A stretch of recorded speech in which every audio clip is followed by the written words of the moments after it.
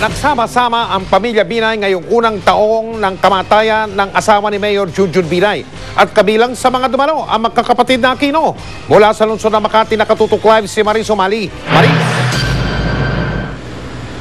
Mike, magkahalong saya at lungkot ang nanaig ngayon sa pagunita ng unang death anniversary ng asawa ni Makati Mayor Junjun Binay, kasabay naman ang binyag ng kanilang anak na si Maria Kennelly. Habang nag-iiyakan ng mga kaanak, pilit nagpapakatatag si Makati Mayor Junjun Binay habang idinaraos ang taimtim at nakaaantig na misa para sa unang death anniversary ng misis niyang si Kennelly Ann. Tanging ang urn na naglalaman ng abo at ang kanyang magandang litrato ang nagsilbi niyang alaala. Ang misa selebrasyon ng kanyang maikli pero makabuluhang buhay. Kahit isang taon na raw ang lumipas, mahirap pa rin daw malimutan ang pinakamamahal niyang asawa. The pain will always be there. I'll always remember my wife. But yung happiness is always a choice. But hindi naman ibig sabihin na masaya ako, nakalimutan ko na yung asawa ko. Binawian ng buhay si Kennelly Ann o Ken noong August 11, 2009 dahil sa aklita o labis na pagdurugo ng ipanganak ang bunsong ipinangalan din sa kanya, si Maria Kennelly. 29 years old lamang siya noon. Bagamat nabinyagan na noon ang sanggol, muli itong bininyagan kanina kasabay ng pagdiriwang ng kanyang unang kaarawan. Talagang pinilit ko pati dun sa mga anak ko na masiguro na hindi nila sisisihin yung kapatid nila dun sa mga nangyari. At yung pagpangalan ko sa kanya, pagpakita lamang na kung gaano siya kamahal ng kanyang ina. Kompleto ang buong angkan ng Binay sa pangunguna ni Vice President Jejomar Binay, mga kaanak ni Ken at iba pang malalapit na kaibigan. Nami-miss pa rin namin siya. Alam mo, magkakasama kami sa bahay eh. Yung mga nag-aayos pa naman ng baro ko. Dumalo rin ang mga kapatid ni Pangulong Noynoy Aquino na sina Balsi, Pinky at Viel. And when my mom passed on, sila yung unang-unang nandun, si Mayor Junjun ngayon at si Vice. Sinamahan kami all the way hanggang Heritage. Kaya we really felt then they're lost. I'm so happy to see the baby. Di raw nakadalo si Chris dahil may nauna ng importanteng lakad. Nagawa ngang magbiro ni Mayor Junjun sa hindi nito pagdalo at sumagot na rin sa napapabalitang pag-uugnay sa kanila ni Chris. I really feel flattered with what she said. Chris and I are very, very good friends. That I cannot deny. She's going through a lot and yung may annulment pa and all that. So, and then ngayon pa lang yung anniversary ng wife ko. I hope that, she'll find happiness because she really deserves it. Mike, pagkatapos ng misa at binyag, kasalukuyang ginaganap ngayon ang isang reception sa Makati Shangri-La kung saan inaasahang dadalo si dating Pangulong Joseph Estrada. Kanina rin, Mike, ay naglunsad sina Mayor Junjun Binay ng isang breastfeeding program at milk letting para sa alaala ni Ken. Yung may ipong gatas dito ay idodonate nila sa Philippine Children's Medical Center. Mike? Maraming salamat, Maris Umali. Chika Minute! Masaya raw si Congressman Manny Pacquiao na ikinasal na si Krista Ranillo. Dahil dito umaasa ang pambansang kamao, natitigil na rin ang issue tungkol sa kanilang dalawa. Naging kontrobersyal si Pacman at si Krista nang malink sila sa isa't isa. Nitong linggo, ikinasal na ang aktres sa kanyang businessman boyfriend sa Long Beach, California. Masaya ako na masaya na rin siya at may sarili na siyang pamilya at I'm sure naman na mawala na yung mga issue na yun. Ipinakilala na sa press ang mga nagagandahang kandidata ng Mutya ng Pilipinas. Sulyapan sila sa chika ni Lars Santiago. Umuulan man, hindi pa rin napigilan sa pagrampa ang 24 na kandidata ng 2010 Mutya ng Pilipinas.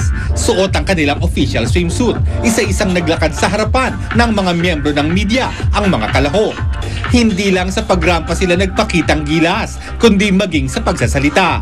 Barbie Salvador, 23, Mutya ng Pangasinan. Miss Kim de Guzman, Mutya ng Subic. The Philippines is not only known for its wide, spectacular beaches, but for Ang mga kandidata, kitang-kitang pinaghandaang mabuti ang kanilang pagsali.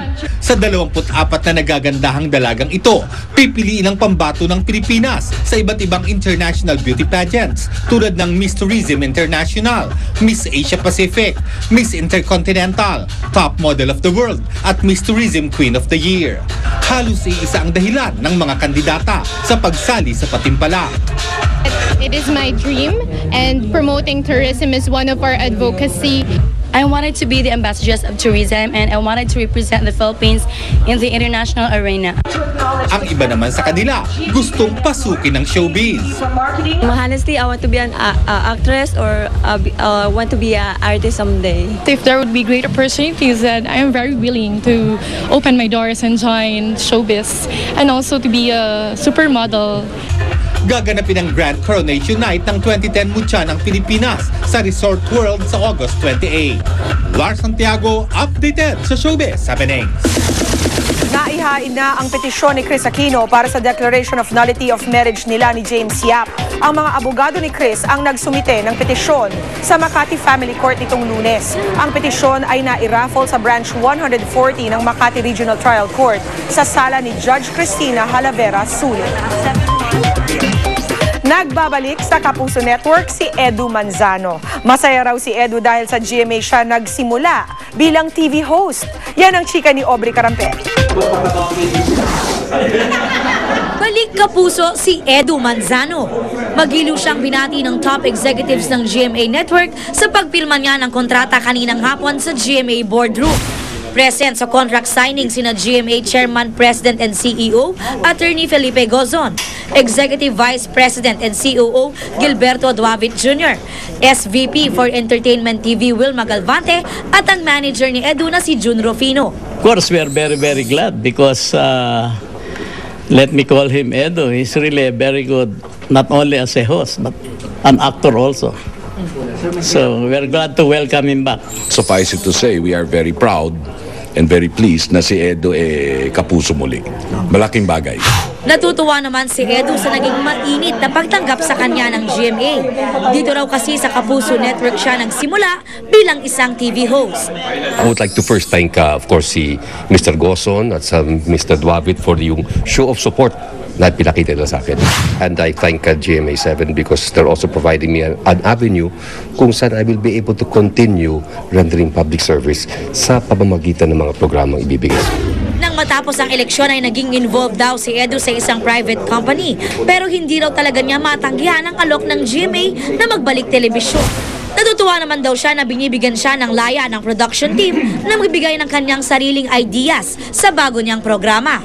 Isang malaking game show ang i-host ni Edu, ang Asar Talo, Lahat Panalo. He's doing this game show. This will air in September. Malapit na yan. We're really profusely working on it, improving it further as we go along. Pinag-isipan mabuti, masayang programa. Pero hindi ako sasayaw dito. Aubrey Carampel, updated sa Showbiz Happening. Sa mga matipuno at bibong kargador sa palengke, pier o warehouse, mag-audition na sa pinakabagong reality game show ng GMA, babae o lalaki. Mula 18 to 50 years old, pwedeng sumali. Bukas na po ang audition sa GMA Network Drive, 8 in the morning to 12 noon. Magdala lang po ng valid ID, work permit o anumang katibayan na nagtatrabaho kayo bilang kargador. And that's it for Chika Minute. Tutok lang uli bukas. Ako po si Pia Guanyo. Mel, Mike? Salamat, Pia. At yan po mga balitang aming tinutukan sa nakalipas sa 24 oras. Maraming salamat sa inyong pagtitiwala. Mula sa tahanan ng katotohanan, ako po si Mel Tiangco. Ako po si Mike Enriquez. Ito ang GMA. Walang kinikilingan, walang pinoprotektahan. Walang kasinungalingan, serbisyong totoo lamang. At dahil hindi natutulog ang balita, nakatutok kami 24 oras.